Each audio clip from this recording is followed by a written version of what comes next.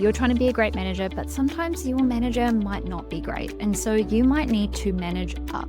And this can be a really tricky space to be in. How do you manage up without overstepping boundaries, overstepping the line, while still maintaining a relationship or just maintaining some form of respect?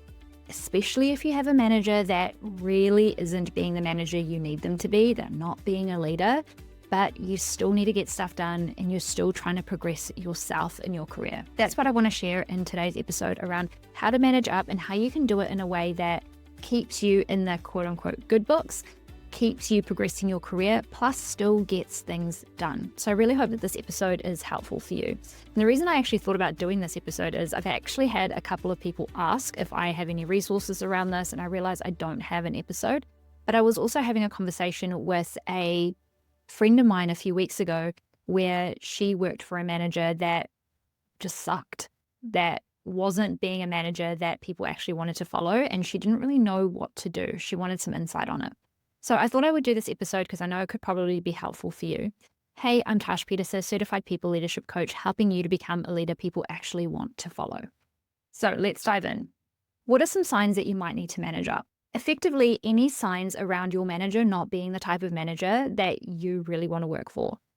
Someone who is not the manager who does the things that you need them to do, like setting clear expectations, giving direct feedback, dealing with problems before they become really, really big issues, acknowledging, praising, validating, setting the vision, setting the mission, setting clear goals, having one-on-ones, all of the things that actually create really good leadership and really should just be the bare minimum, to be honest, should be the basic expectation of managers. But not all managers are that, right? And you're not always going to work for someone who is going to be the manager that you want and need them to be. So this is where you need to step up. I am not saying that you need to be the manager. I am not saying that you need to do their job, but there are things that you can do to help your experience, to make your experience better. And that's what I want to share today. I'm going to share 4 things that I really recommend you upskill in and work on so that your work experience can be better. The first one is understand your manager. I know this one can sound pretty basic. You're like, yeah, well, I've already thought about that. But I want you to really think about this deeper. Understand your manager. How do they communicate? Are they someone who likes to tell a long story? They like a lot of preamble, a lot of backstory. Are they someone that's really to the point? They just want to talk about what you need to talk about and move on. Are they a minimal communicator? Do they just want to communicate every now and again?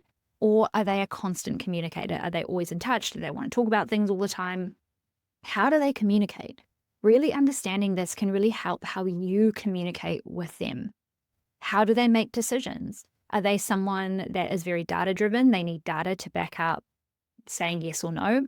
They are story-driven, so they want to know what's the story with this. They want to go on a journey. Why is this the right option? Do they like to seek out a lot of perspectives? They want to have more validation from a lot of people before they decide on doing something. Do they have lots of opinions? Do they want to really talk things through? Do they want to verbally process the ideas? Or are they someone that wants the information and they want to take it away, think about it, and then come back and continue the conversation? How do they make decisions? This is a really important one because if you want them to make decisions that benefit you, you're going to need to understand how they make decisions so that you can leverage it in the best way. And how do they work? Are they very organized? Are they disorganized? Are they very structured? Are they very unstructured? Do they like to work in the evenings? Do they like to work early in the morning? Like, how do they prefer to work? The more that you know this, the better that you can interact with them and the better you can get what you need out of them. And this might just be spending a bit more time observing them. Observe how they work. Observe how they show up. Observe how they do things. Pay attention. Being an observer is a really good strategic skill that I recommend you build because the more that you can observe and pay attention, the more that you're actually going to learn a lot of things to be able to leverage them later.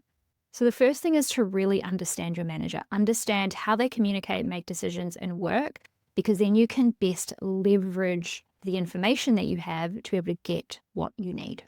The second thing is take the lead. Look, this might come across like, oh, you're telling me to do their job. No, I'm not. I am telling you to take the lead to create the experience that you want.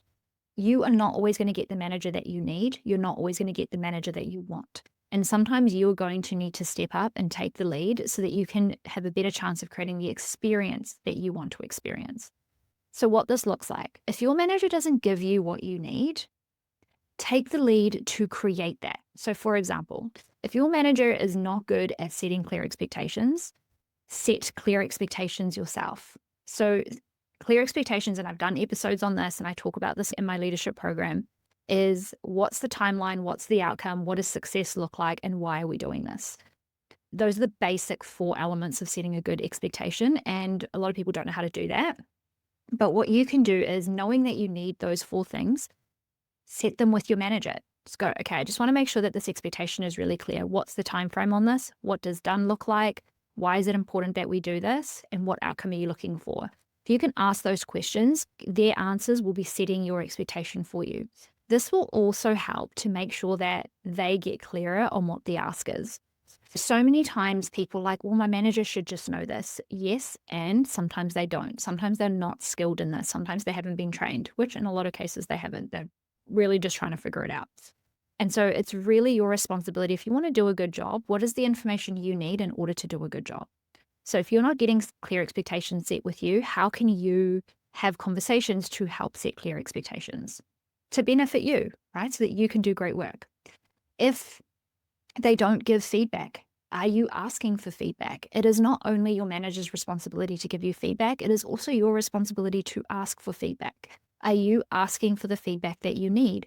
Are you being specific about what you're looking for? Do you know what your growth and development plan is? Are you having those conversations to get what you need?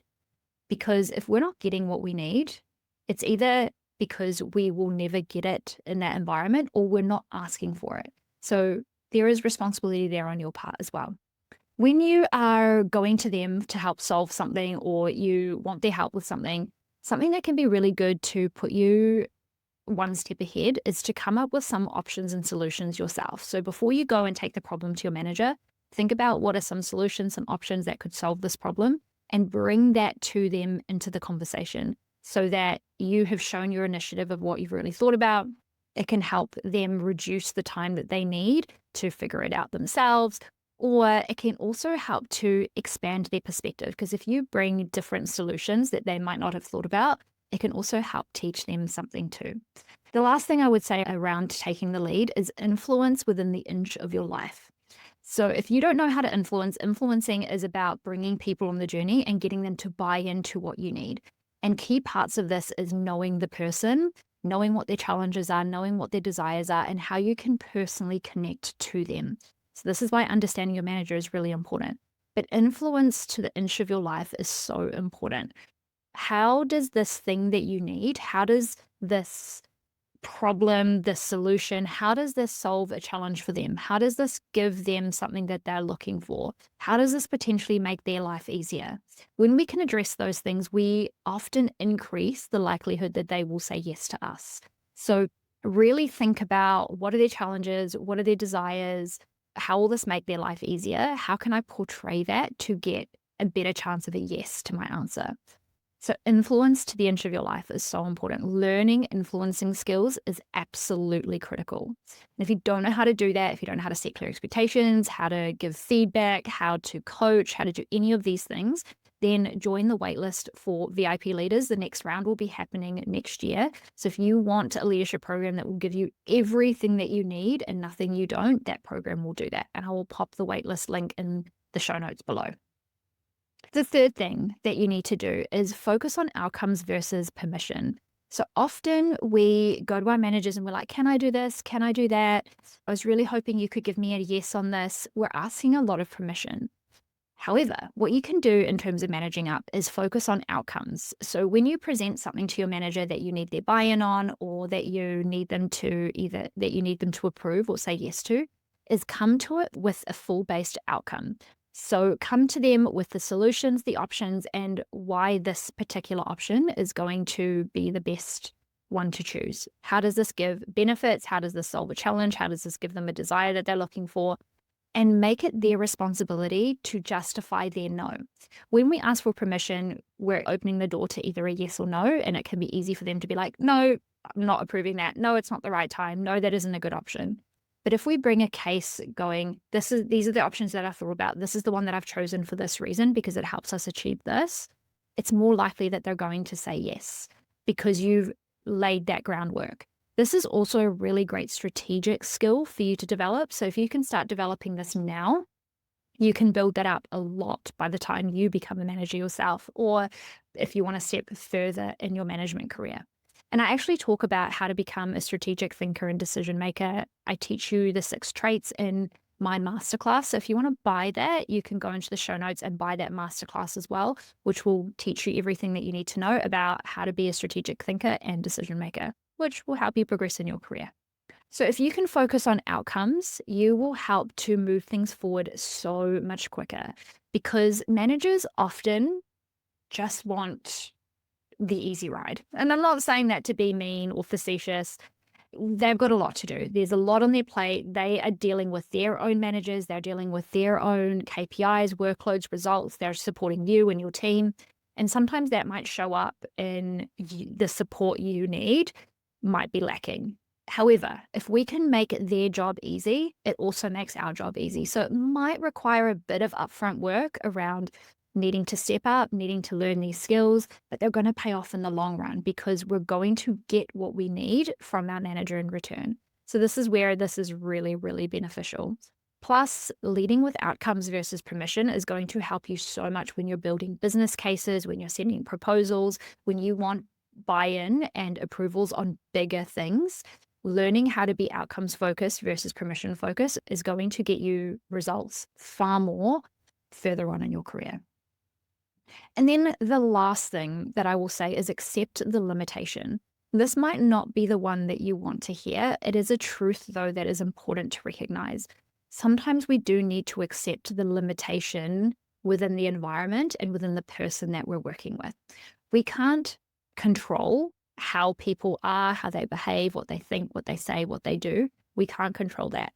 We also can't control the type of experience that they create. We can control how we have that experience, but we can't control how they're showing up and building that experience. And sometimes, no matter how much you manage up, no matter how much you try and step up and take the lead and do the things that you need to do to have a better experience, sometimes that's not going to be enough for you. Sometimes you are going to need to decide that this manager and this environment isn't conducive to you being your best, isn't conducive to you being as successful as you really could be. And so really understanding where your limit is. What does it look like for you to meet your threshold with the type of manager that you work with? Some people can thrive with managers that aren't very attentive, that don't spend a lot of time with them, they just let them get on with their work. Some people can really thrive with that. Some people want that. That's great. You might not, and that is great too. It's really understanding what does that look like for you. So mapping out, what does your ideal working conditions look like? What does your team look like? How do you feel at work? Well, how does your work set up? What is the work that you're doing? What's the relationship like with your manager? How do you interact with them? What do they give you? What do you get from them?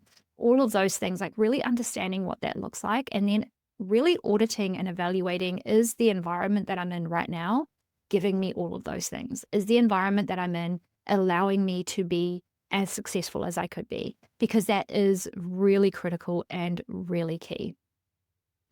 So those are the 4 things. Really short, really sharp. There isn't really a lot to it. It's not this convoluted, complicated thing on how you can manage your manager and how you can manage up. It is about being courageous, being strategic. So really figuring out how to play this well so that you get what you need while still maintaining that relationship.